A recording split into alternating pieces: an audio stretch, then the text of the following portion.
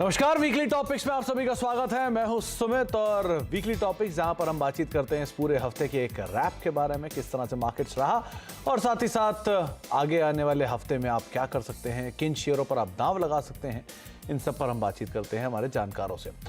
इस हफ्ते भी हम बातचीत करेंगे, हमारे साथ सनी सर मौजूद हैं बातचीत करने के लिए और नरेंद्र सर भी मौजूद हैं जिनसे हम चर्चा करेंगे शो में अलग अलग स्टॉक्स को लेकर भी और मार्केट्स को लेकर भी, उनका व्यू क्या है और किस तरह से वो अभी बाजार को देख रहे हैं।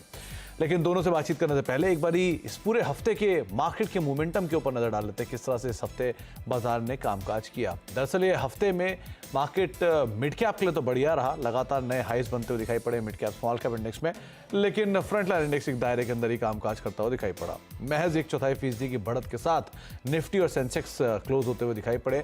निफ्टी बैंक जो कि 0.5% के आसपास की बढ़त के साथ बंद हुआ और स्मॉल कैप इंडेक्स में भी या मिड कैप इंडेक्स में भी करीब 1%, 0.5% के आसपास की बढ़त देखने को मिली।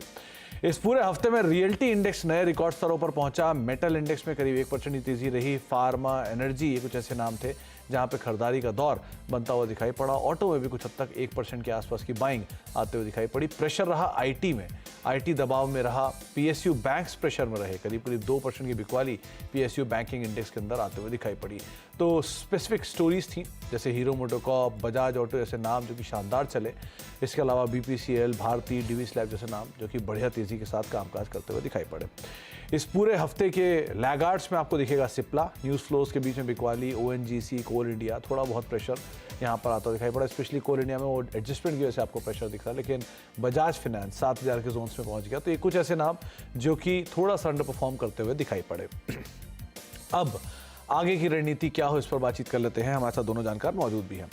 नरेंद्र सर नमस्कार, सनी सर नमस्कार, स्वागत है आपका कार्यक्रम में। पहले तो मार्केट्स को लेकर एक टेक चाहूँगा आप दोनों का, खासतौर से शुरुआत में नरेंद्र सर से करता हूँ। नरेंद्र सर, इंडेक्स वाइज एक रेंज के अंदर कामकाज हो रहा है, लेकिन अब आगे के ट्रिगर्स में इलेक्शन के आउटकम होंगे, वीकली एक्सपायरी, मंथली एक्सपायरी होगी, ऑटो सेल्स के नंबर्स का आगाज़ हो जाएगा 1 तारीख से। सो इस तरह के बहुत सारे ट्रिगर अभी अवेटेड हैं, अर्निंग्स खत्म हो गई है। सो आप कैसे रीड कर रहे हो मार्केट्स को, क्या करना चाहिए अभी बाजार में, कैसी स्थिति रहेगी? जी नमस्कार जी। ओवरऑल मार्केट्स का अगर आप ब्रेड देखें तो काफी हेल्दी है और कंफर्टेबल है मार्केट्स, और फिलहाल अभी कोई वोलेटाइल इवेंट्स देखने को नहीं मिल रहे हैं। और अभी जो वीक खत्म हुआ उसकी अगर हम बात करें तो क्रूड ऑयल ने जिस हिसाब से गिरावट दिखाई है और ग्लोबल जो जियोपॉलिटिकल सिचुएशन थोड़ी काम डाउन होती हुई दिखी है, तो इसका डेफिनेटली असर देखने को मिलेगा आने वाले हफ्तों में। और जहां तक इंडेक्स की बात है तो डेफिनेटली जो अपने मेजर इंडिसेस है उसमें बैंकिंग एंड फाइनेंशियल्स का काफी मेजर वेटेज है, जिसके कारण वो थोड़ा सा कम चलता हुआ दिखाई देता है, बिकॉज ये सेक्टर काफी टाइम से इसमें जो बिगीज हैं वो परफॉर्म नहीं कर पा रहे हैं। लेकिन वहीं पे अगर आप मिड कैप और स्मॉल कैप में देखेंगे तो वहां पे काफी बेहतरीन परफॉर्मेंस इस वीक भी हुआ है, और जो recovery after the earnings season जो आई है वो आगे आने वाले दिनों में भी कंटिन्यू रहने की बिल्कुल गुंजाइश है। और इलेक्शन का रिजल्ट मेरे ख्याल से मार्केट ने मोटा मोटी फैक्टर इन कर लिया है, और वीकेंड जो एग्जिट पोल्स आएंगे उसमें काफी सिचुएशन क्लियर हो जाएगी। बट ओवरऑल मार्केट ने फैक्टर इन इलेक्शन का तो कर लिया, तो उसके रिगार्डिंग कोई हमको ज्यादा वॉलेटिलिटी देखने को नहीं मिल रही है, और आने वाले हफ्ते में मार्केट इसी हिसाब से वाइब्रेट और अच्छी ब्रेड दिखाएगा। तो आने वाले हफ्तों में भी मार्केट्स ने कुछ हद तक चीज़ें डिस्काउंट कर रखी हैं, लेकिन इंडिविजुअल स्टॉक स्पेसिफिक स्टोरीज वहाँ पे ज़्यादा रहेंगी। Sunny sir, mid cap small cap star बने हुए हैं इस समय, क्योंकि बाज़ार में एक थीम आती है, उस थीम के हिसाब से चलना शुरू हो जाता है। कभी वो थीम एनबीएफसी होती है, कभी इंश्योरेंस कंपनियाँ होती हैं, सरकारी इंश्योरेंस कंपनियाँ कभी बन जाती हैं, ऐसे कभी डिफेंस, कभी रेलवे, तो ऐसे थीम चल रही हैं और उन थीम्स के हिसाब से कामकाज हो रहा है। आप कैसे रीड कर रहे हो मार्केट्स को? या गुड इवनिंग। डेफिनेटली मार्केट में जो अंडर करंट है काफी स्ट्रांग है, स्पेशली मिड कैप और स्मॉल कैप में।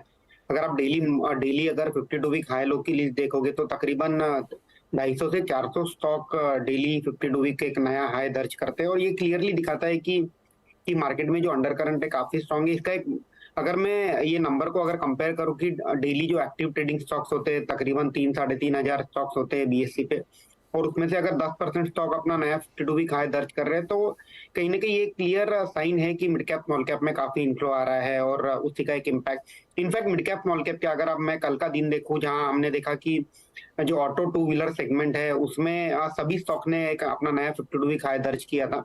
तो across the board stock specific action है। आपने बहुत सही कहा कि रोटेशन सेक्टर स्पेसिफिक रोटेशन चल रहा है। पिछले 2 दिनों से हमने देखा कि जो पब्लिक सेक्टर इंश्योरेंस कंपनीज हैं उनमें एक अच्छी खासी रैली देखी गई। ऑब्वियसली मार्केट जो ब्रॉडर की बेंचमार्क इंडाइसेस है जैसे सेंसेक्स निफ्टी वो एक रेंज में ट्रेड कर रहे हैं, हालांकि अंडर करंट काफी स्ट्रांग है मिड कैप और स्मॉल कैप में। तो mid cap small cap under current काफी ज्यादा तेज और सेक्टर रोटेशन के दम पर अलग अलग स्टॉक्स सेक्टर्स चलते हुए दिखाई पड़ रहे हैं। तो अब इस बाजार में सबसे चैलेंजिंग होता है कहां पर आप वैल्यू ढूंढें, कहां पर आप पैसा डालें, जबकि ऑलरेडी शेयर कई कई गुना ऊपर आ चुके हैं। तो ये सबसे टफ काम दोनों जानकार करेंगे। तो नरेंद्र जी के साथ शुरुआत करते हैं। नरेंद्र जी बताइए, पहला नाम आपने क्या चुना?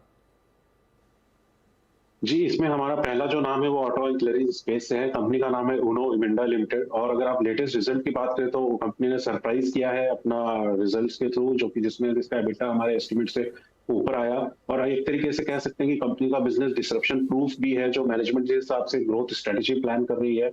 और डिसरप्शन प्रूफ इसलिए कहूंगा मैं, क्योंकि सबसे बड़ा जो डिसरप्शन है वो इस स्पेस में ईवी को लेकर आता है। और कंपनी की जो स्ट्रेटेजी ईवी के लिए वो काफी बेहतरीन है। कंपनी का जो केपेक्स और जो एग्रेसिव प्लान है ईवी को लेकर वो भी बहुत ही बेहतरीन है। तो आगे आने वाले दिनों में आप एक्सपेक्ट कर सकते हैं कंपनी का 20% रेवेन्यू ग्रोथ और 25% प्रॉफिटेबिलिटी ग्रोथ इजीली। इसमें हमारा जो टारगेट होगा वो 780 रुपीज का होगा। ऊनो मिंडा 780 रुपए के टारगेट्स के लिए आप स्टॉक को देख सकते हो। और एंसिलरी स्पेस की दिग्गज कंपनी, एक स्ट्रॉन्ग क्लाइंटेल इस कंपनी के, और ना केवल डोमेस्टिक फ्रंट पे बल्कि इंटरनेशनल फ्रंट पे भी कंपनी का एक अच्छी पैठ। मेजरली सारी ऑटोमोबाइल की जो जाइंट्स हैं वो इसका उनको ये कंपनी सप्लाई करती है। तो एक अच्छे फंडामेंटल ड्रिवन स्टॉक, और अगर आप कुछ बेट करना चाह रहे हैं ऑटो एंसिलरी में तो ऊनो मिंडा एक नाम हो सकता है। सनी सर, पहला नाम आपकी तरफ से। मेरे तरफ से पहला नाम रहेगा pi industries. Current market price तकरीबन 3800 रुपीज है और मेरा प्राइस टारगेट रहेगा 4200 का with investment horizon of 6 to 12 month. अगर हम इसके कारोबार की बात करें तो one of the leading agrochemical company है। दोनों डोमेस्टिक और एक्सपोर्ट मार्केट में काफी स्ट्रॉन्ग प्रेजेंस है। स्पेशली जो इनका सीएसएम सेगमेंट है एक्सपोर्ट का, उसमें हमने देखा था कि सेकंड क्वार्टर में $1.8 बिलियन की ऑर्डर बुक है। At the same time second quarter में ये कंपनी ने पूरे सेक्टर से हटके नतीजे दिए थे, जिसमें हमने देखा था कि सेल्स तकरीबन 20% बढ़ा था और प्रॉफिट 43% बढ़ करके 481 करोड़ का प्रॉफिट कंपनी ने दर्ज किया था। ईबिटा मार्जिन में भी हमने एक्सपेंशन देखा था। तो ओवरऑल मुझे लगता है कि एक पीआई इंडस्ट्री एक ऐसी कंपनी है एग्रोकेमिकल सेक्टर में जो सेक्टर को आउट परफॉर्म कर रही है। और जिस तरह से कंपनी की ऑर्डर बुक है और जिस तरह से कंपनी की कमेंट्री आ रही है, मुझे लगता है कि FY24 काफी स्ट्रॉन्ग नोट पर कंपनी क्लोज करेगी। 18 से 20% का रेवेन्यू ग्रोथ हम देखेंगे। और जब मार्जिन एक्सपेंशन की बात करें तो डेफिनेटली प्रॉफिट का ग्रोथ भी बेहतर ही रहेगा। अगर मैं वैल्यूएशन की बात करता हूं तो तकरीबन 30 times FY25 price to earning multiple पे कंपनी ट्रेड करेगी। ओके, तो सनी सर, ये पूरा केमिकल स्पेस में एक हैंगओवर था बहुत समय से, चाहे SRF हो, अतुल हो, इवन आरती इंडस्ट्रीज, जुबिलेंट इंग्रेविया, यूपीएल, तो ये बाकी कंपनियों में भी हैंगओवर चल रहा है। मान के चले खत्म हो रहा है थोड़ा थोड़ा। I think on a relative basis commentary थोड़ी सभी कंपनी की ओर से थोड़ी बेहतर आ रही है। But at the same time एक बात हमें ध्यान रखनी होगी कि इवन दिसंबर क्वार्टर जो है केमिकल कंपनी के लिए कोई बहुत अच्छा नहीं रहेगा। बट जैसे मार्केट हम कहते हैं कि फॉरवर्ड लुकिंग होता है और मार्केट में जब पैसे बनाने के मौके कम होते हैं तो जो अंडर ओन सेक्टर है, जो पिछले स्टार परफॉर्मर होते हैं कई टाइम से अंडर परफॉर्म कर रहे हैं, उसमें कहीं ना कहीं एक स्मार्ट मनी एंटर कर रहा होता है। और वही एक हमें एक साइन केमिकल सेक्टर में भी दिख रहे हैं। हालांकि अगर हम फंडामेंटल की बात करें तो दिसंबर क्वार्टर भी कोई इतना अच्छा खासा कोई अच्छे नतीजे नहीं आएंगे। मे बी जो मार्च क्वार्टर रहेगा, मार्च 24 का जो क्वार्टर रहेगा, उसमें काफी एक इंप्रूवमेंट केमिकल कंपनीज में देखने मिलेगी। तो मार्च क्वार्टर यानी कि अगले क्वार्टर के बाद वाला जो क्वार्टर आएगा Q4, वहां पे नंबर थोड़े बेटर आएंगे। कुछ कंपनियों ने साइन दिए हैं कि शायद थोड़ा स्टेबलाइजेशन आ रहा है, लेकिन इट्स टू अर्ली टू से। लेकिन अगर आप कुछ पिक करना चाह रहे हैं तो पीआई इंडस्ट्री एक अच्छा विकल्प है। एक मल्टी बैगर रहा भी है और आगे भी इसमें काफ़ी पोटेंशियल है जो इसे कैरी करवा सकता है। नरेंद्र सर, आपकी तरफ से दूसरा नाम। जी, हमारा जो दूसरा नाम है वो मैन्युफैक्चरिंग स्पेस से है, EMS स्पेस से। और कंपनी का नाम है केल्स टेक्नोलॉजी, जो कि एक leading end to end solutions और IoT सॉल्यूशन प्रोवाइडर है। और कंपनी का जो बिजनेस की बात करें तो कंपनी अपने जो भी मैन्युफैक्चरिंग कैपेबिलिटीज है वो automotive, industrial, railways, medical, aerospace, defence and IoT devices manufacturing में देती है। और कंपनी की अगर ग्रोथ की बात करें तो सेमीकंडक्टर स्पेस में कंपनी 2 नए प्लांट्स तेलंगाना में फेज 1 और कर्नाटक में फेज 2 ला रही है।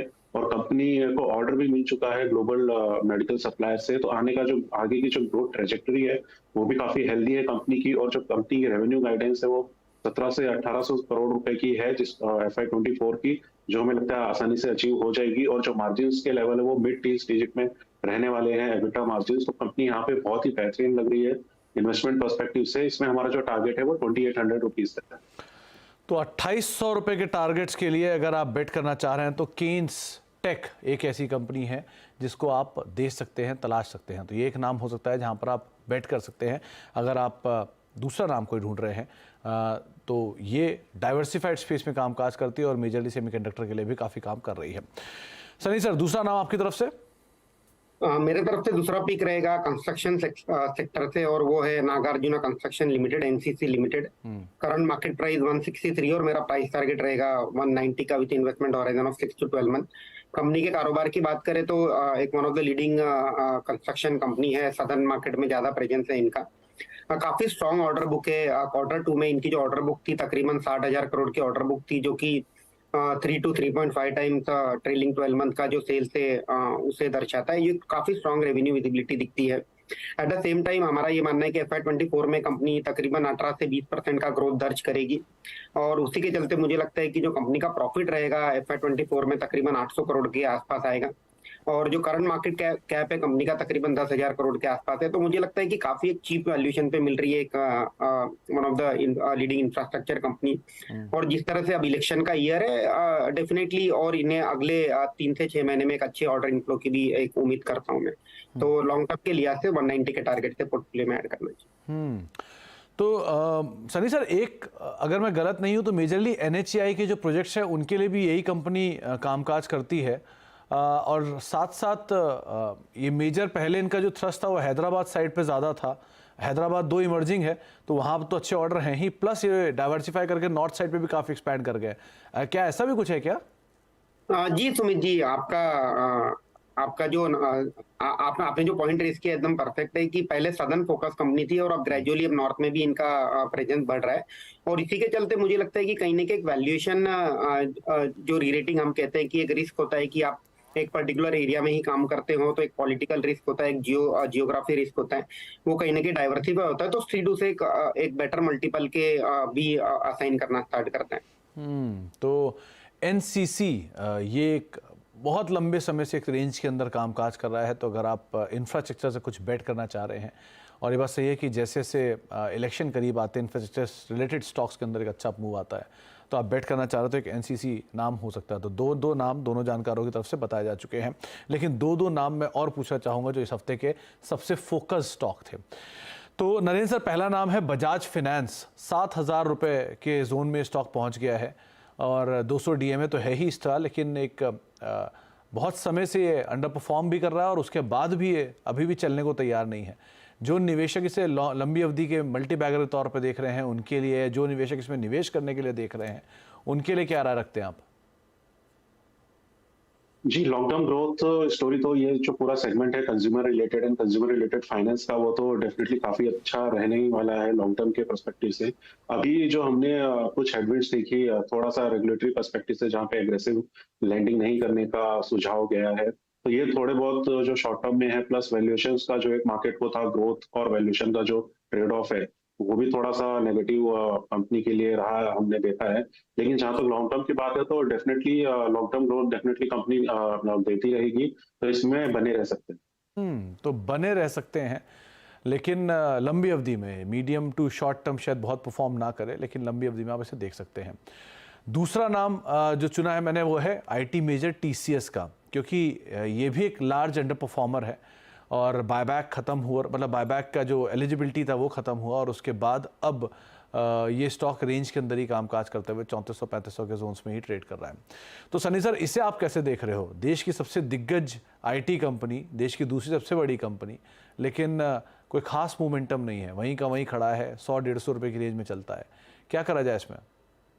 या डेफिनेटली सुमित जी, हमने जिस तरह से जो सेकंड क्वार्टर की कमेंट्री आई थी, IT कंपनी ने एक बात तो काफी क्लियर कर दी थी कि जो अगले 2 क्वार्टर है, दिसंबर 23 का क्वार्टर और मार्च 24 का क्वार्टर, उसमें कोई अच्छी खासी डिमांड आउटलुक है नहीं। डिस्क्रिशनरी स्पेंड में कहीं ना कहीं कटौती देखने मिली है इनके US और यूरोपियन क्लाइंट से। उसके चलते नियर टर्म आउटलुक कहीं ना कहीं क्लाउडेड था। सिंगल डिजिट ग्रोथ FY24 में देखने मिलेगा। हालांकि FY25 में on a low base of FY24 थोड़ी सी ग्रोथ बेहतर होगी, क्योंकि लॉन्ग टर्म जो डील विंस हैं वो कहीं ना कहीं सभी कंपनीज को मिली है। बट एक स्ट्रीट को एक ये भी एक संशय है कि जो लॉन्ग टर्म डील विन है they have come at a lower margin. तो उसके चलते मुझे लगता है कि स्ट्रीट को कहीं ना कहीं एक डाउट है कि अगले 3 से 4 क्वार्टर शायद अर्निंग में कोई बहुत ज्यादा ग्रोथ देखने नहीं मिलेगी। तो मुझे लगता है कि ये अगले 3 से 6 महीने अगेन रेंज बाउंड ही ट्रेड करेगा, कहीं ना नीचे जाएगा ना ऊपर जाएगा। हालांकि अगर कोई लॉन्ग टर्म इन्वेस्टर है तो ग्रेजुअली SIP रूट के थ्रू एक क्वालिटी डिविडेंड पेइंग कंपनी है, ग्रेजुअली एक्यूमुलेट कर सकता है।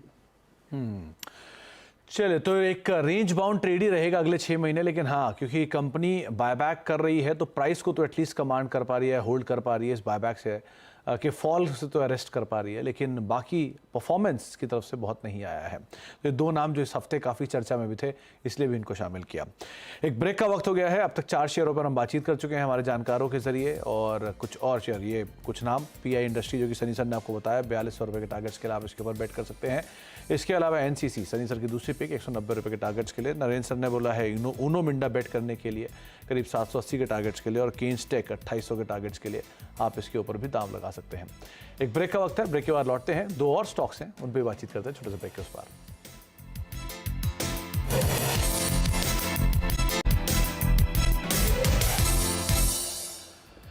आप देख रहे हैं वीकली टॉपिक्स, और वीकली टॉपिक्स में हम बातचीत करते हैं इस हफ्ते के बाजार पर भी, और साथ साथ उन शेयरों पर भी जिन शेयरों में कुछ हलचल रही, कुछ एक्शन रहा, और अब यहां से हमारे जानकार कौन कौन से शेयरों पर दांव लगाने की राय दे रहे हैं।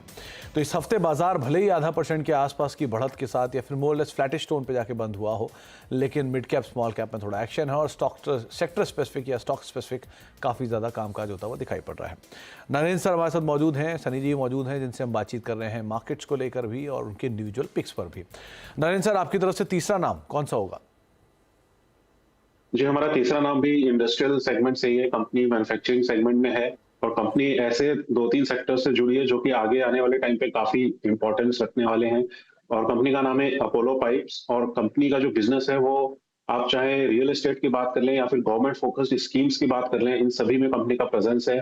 चाहे वो एग्रीकल्चर हो, वाटर मैनेजमेंट सिस्टम हो, रियल एस्टेट है, ऑयल एंड गैस सेगमेंट है। तो जो कंपनी का बिजनेस है वो काफी हाई ग्रोथ सेक्टर्स में है। और अगर आप कंपनी के ग्रोथ की बात करें तो जो कंपनी का कैपेक्स लेड ग्रोथ है, तो कंपनी काफी एग्रेसिव है अपने कैपेसिटी एक्सपेंशंस में और न्यू प्रोडक्ट लाइंस ऐड करने में।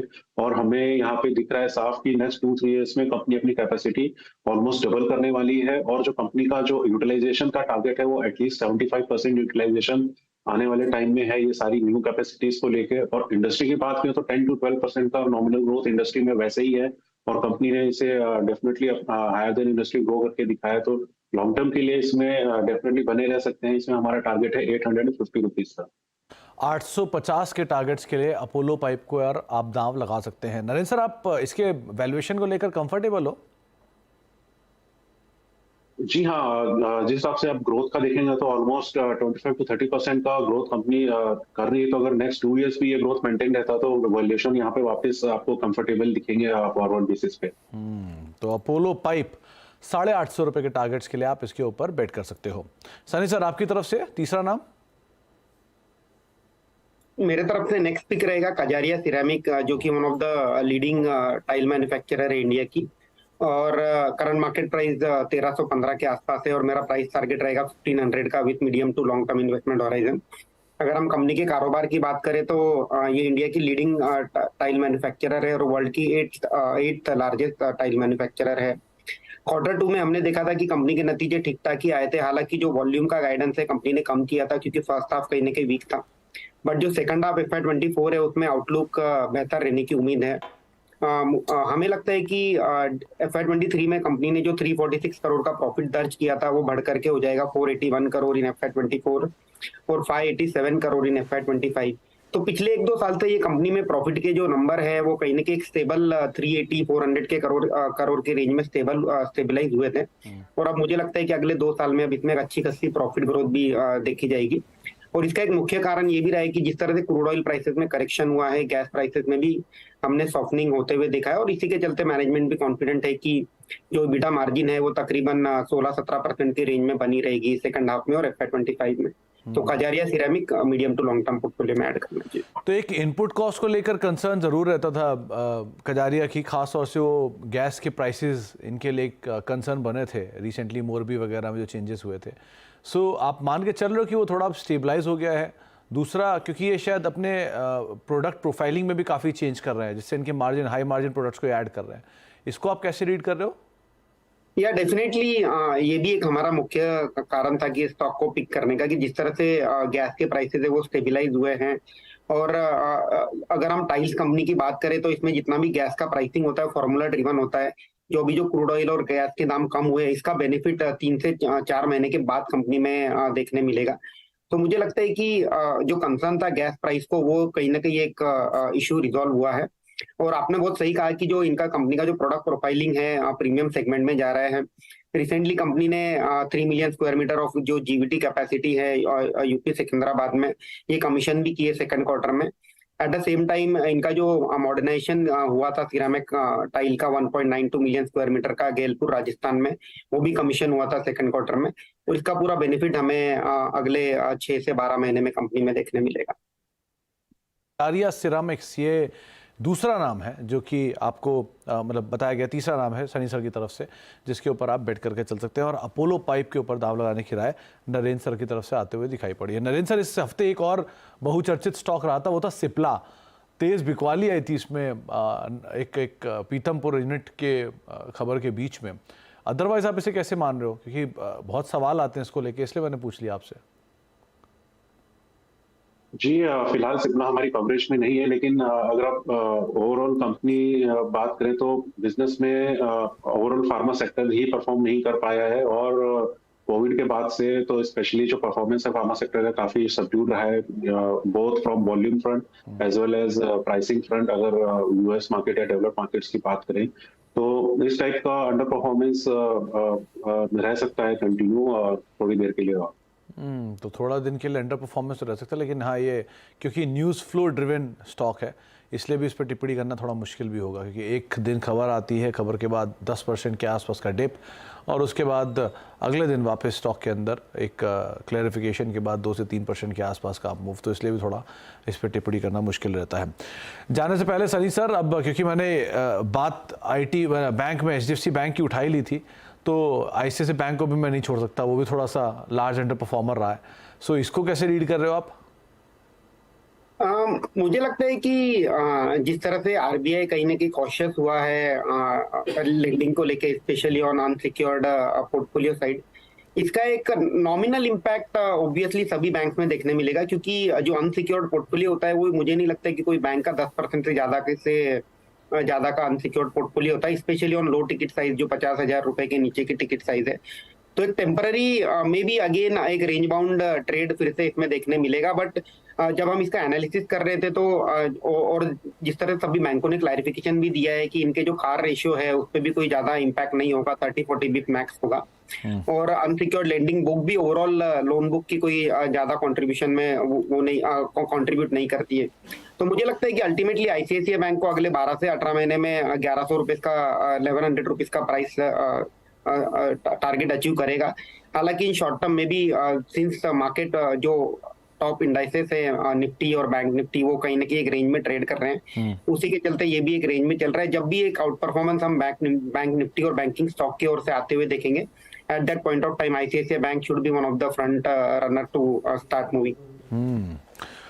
तो ये बात सही है कि अगर साइकिल रिकवरी में आती है या बैंक्स लीड करते हैं तो ये ज़रूर आगे दिग्गज दोनों आते हुए दिखाई पड़ेंगे। बहुत बहुत शुक्रिया नरेंद्र सर आपका भी, सनी सर आपका भी, हर बार की तरह हमारे साथ मौजूद रहने के लिए, बाजार पर बातचीत करने के लिए और सभी शेयरों पर अपनी राय रणनीति हमारे साथ शेयर करने के लिए। तो फिलहाल अब वीकली टॉपिक्स में इतना ही। एक ब्रेक का वक्त है और ब्रेक के उस पार भी खबरों का सिलसिला बना रहेगा।